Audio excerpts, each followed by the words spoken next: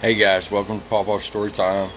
It is early Sunday morning. We are out in the country, out at my mama's, and decided to do this sitting outside. Holiday weekends. We got the flag back here. Daniel Tiger's with me, drinking out of the Captain America Chiefs, Kansas City Chiefs mug, coffee, right? We were supposed to.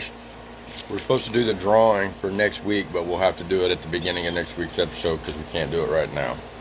So I'm just gonna jump into these readings quick. We're gonna open with Don't Sweat Guide for Dads by Dr. Richard Carlson from the Don't Sweat the Small Stuff series, right? We're on chapter 18, page 47. Be a financial advisor. It would be great if kids were born with good financial sense. In truth, some children seem to wise up early to the relative value of money, the benefits of delayed gratification, in spending, and the long view for financial security. But most kids do not truly understand money without a lot of coaching and some hard lessons. As dad, you can be one of your children's most valuable assets in the financial realm, and not because you earn a salary. They will find no more potent financial advisors than you and mom. For better or worse, you are their earliest model for money management, both through what you espouse and what they see you do. If you have trouble managing the financial side of life, let the fact of being a dad, and by extension an example, be your motivation for getting your act together. Go to a professional advisor, take a course, check out one or more of the excellent books or videos on managing money and financial planning. In one way or another, accrue the information you need to be physically solid and wise, and put into action. If your children are old enough to know what you've had your problems in this regard, make sure that they know what you're doing to remedy the situation.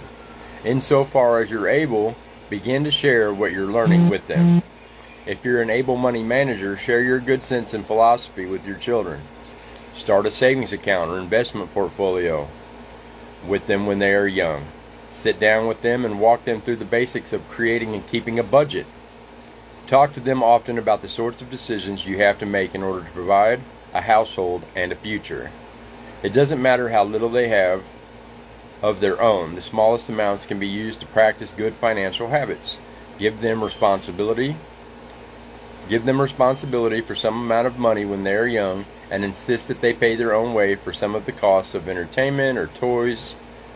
Let them put what you're teaching them to the test, and be ready to let them be disappointed at times. Many young adults are launched into independence without a single meaningful conversation about how to handle money. Guess who often pays the price? Do your part early, and you may not have to bail them out later. It's true. Money management stuff is very important. So is the charity stuff. That's why the Giving Box books that we started this whole story time bit about is important. Alright, now the book that we drew last week, and I know that we're backwards again, it's Slow Goes Sloth by Meg Wang. And it is a book that we should have had when we were out of town at the Sloth Sanctuary, huh? Alright, we're just going to jump right in here. Oh, here's some cool pictures before we get started.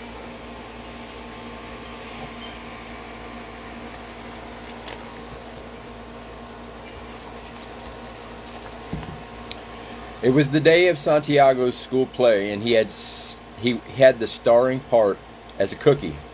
But Santiago wasn't feeling right, and he wasn't happy or excited. Everybody was standing up, sitting down, or rushing around. "Turn the TV off, please, Mom." "Where are my glasses?" Dad asked.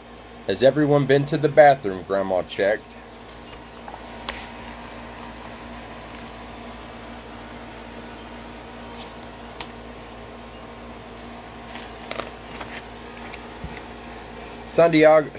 Santiago's costume started to feel extra tight, and his tummy was upset. Everyone sounded too loud, and Santiago couldn't remember his lines for the play. But Santiago knew exactly what to do.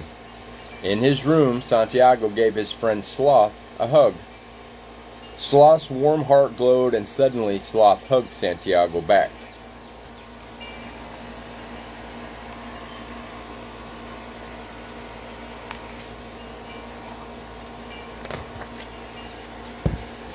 I love your hugs, Santiago, Sloth said, and it seems like you need a hug too.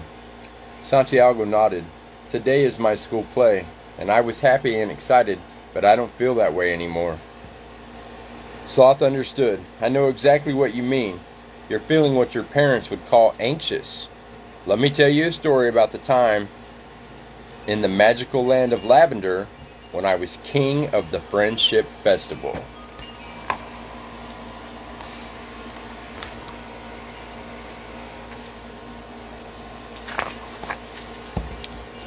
The Friendship Festival is when warmies come together to celebrate the beginning of summer.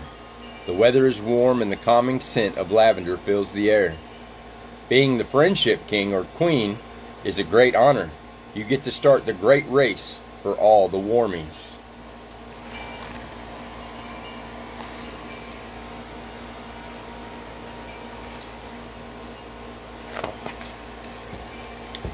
Llama was busy decorating the lavender bushes for the festival. Llama makes wonderful decorations, but I thought the fields were beautiful just as they are. Cow was busy making the apple pies for the festival. Cow makes delicious apple pies, but I thought the fruit from the tree was already delicious.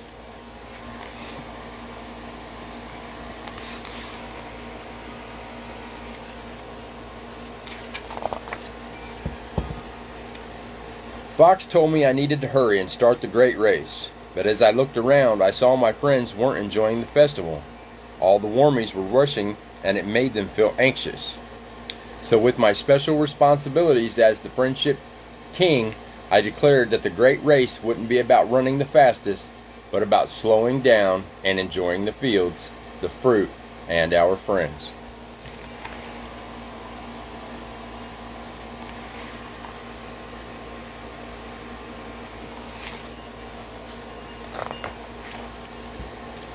Llama put down the decorations and Cow stopped making pies. Fox and the other racers slowed down, took a deep breath, relaxed, and all the warmies enjoyed the festival and the great race.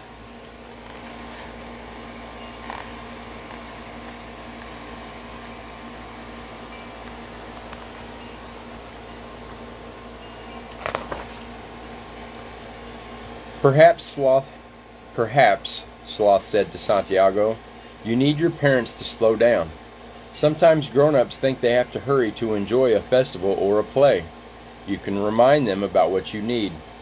Slowing down means you will feel less anxious, and feeling less anxious means you will enjoy your play. Santiago thought. That's a good idea, Sloth. We all need to slow down.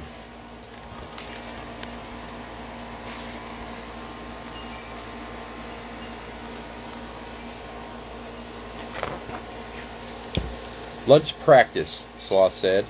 Take a deep breath. The friends breathed in and out. How do you feel now? Sloth asked. I feel, Santiago thought for a moment, better. Enjoy your play, Santiago, Sloth smiled. I'll be here whenever you need a warm hug and a reminder to slow down.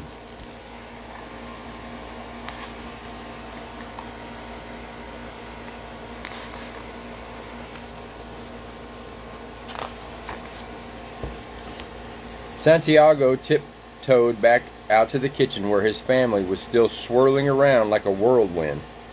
He took a deep breath, then said in his best, loud, clear voice, "Could everyone please slow down? The TV is off. Dad, you have your glasses. We've all gone to the bathroom. Can we all take a deep breath and go to my play?"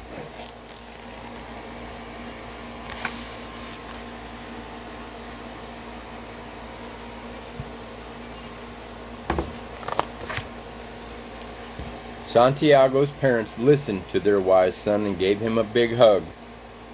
"Thanks for reminding us, Santiago," Mom said, and she took a deep breath in and out. "Today is your day," Dad agreed.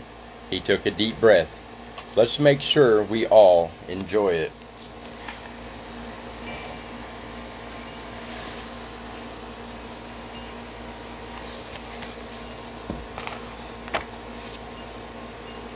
"You are one smart cookie," Mom said.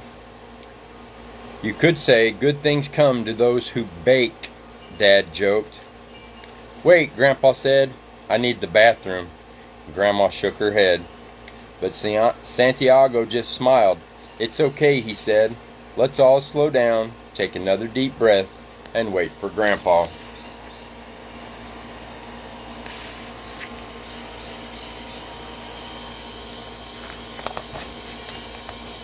The end. That was a cute little book. I need to see if this is part of a series or if there's more stories by Meg Wang that I can order for us. And it's definitely one we needed to read while we were down at the sloth sanctuary thing. There was llamas and alpacas and stuff down there too, just like in the story. Alright, and our last reading for today is Many Ways to Say I Love You by Mr. Rogers. It says, the anger we feel toward our children often comes from our own needs. When a child embarrasses us in a store, we feel others are looking at us and thinking, what a bad parent. Or maybe after we've spent a lot of time and effort to make a particular mealtime dish, our child refuses to eat it. That can make us feel that it's not only our food that's being rejected, but we ourselves as well. Sometimes when our children are dependent and whining, we might feel our own impulse to be plaintive and demanding too. We don't want to be reminded of those feelings in us, and so we might even surprise ourselves by reacting really strongly to our children's whining. When we begin to understand some of the many feelings we bring to our parenting, we can be more forgiving of ourselves. We want to think of ourselves as nurturing people. And that's going to be that. I'll stick that back in the rotation. I did bring a card because I answered it the other day. Now you guys can't read it, but it says, what is the best thing about being your age? And I wrote, all the years of life that it took for me to get here, and grandkids too. That's what I think. I'll stick that up, put it up next time. We can't do the drawing. Happy holiday weekend from the country, me and Daniel Tiger. Oh, sit up, buddy. Don't fall over. I love you guys for being exactly who you're supposed to be, and you're the only one that gets to decide that. And remember that our minds, just like our books, work better when they're open. I love you guys. I'll see you next week.